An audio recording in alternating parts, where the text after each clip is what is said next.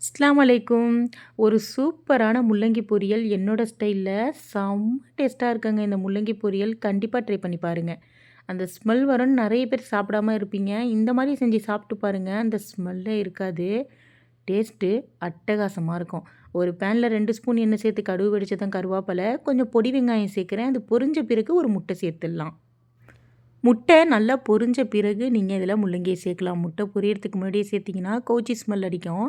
முட்டை நல்லா பொரிஞ்சு வரட்டும்.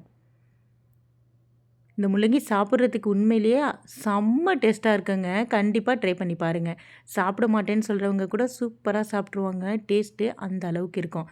கொஞ்சம் உப்பு, கொஞ்சோண்டு மஞ்சத்தூள், 1/2 ஸ்பூன் கொரியாண்டர் பவுடர் சேர்த்து நல்லா மிக்ஸ் பண்ணி, கொஞ்சோண்டு தண்ணி ஊத்தி இந்த முள்ளங்கிய நல்லா வேக வச்சுடுங்க. தண்ணி அதிகமா ஊத்த வேண்டாம். கொஞ்சமா ஊத்துனா போதும். இப்போ இது சூப்பரா ரெடி ஆயிடுச்சு இந்த முள்ளங்கி. எனக்கு கொஞ்சம் ட்ரையா இருந்த மாரி இருந்துச்சு. நான் கொஞ்சோண்டு எண்ணெய் சேர்க்கிறேன். இது ஆப்ஷனல் தான். உங்களுக்கு விருப்பம் இருந்தா சேர்த்துக்கலாம். இந்த வீடியோ பிடிச்சிருந்தா உங்க ஃப்ரெண்ட்ஸ்க்கு மறக்காம ஷேர் பண்ணுங்க. இப்போ நல்லா மிக்ஸ் பண்ணிட்டு கொஞ்சோண்டு மல்லிக்கீரையும் சேர்த்து ஒரு 5 நிமிஷம் மீடியம் ஃப்ளேம்ல வச்சு நல்லா மிக்ஸ் பண்ணி இறக்குனீங்கன்னா, கொதிக்க கொதிக்க ஒரு முள்ளங்கி பொரியல் சூப்பரா ரெடி ஆயிடுங்க. கண்டிப்பா ட்ரை பண்ணி பாருங்க. இந்த வீடியோ பிடிச்சிருந்தா என்னோட சேனல மறக்காம சப்ஸ்கிரைப் பண்ணுங்க. அஸ்ஸலாமு அலைக்கும்.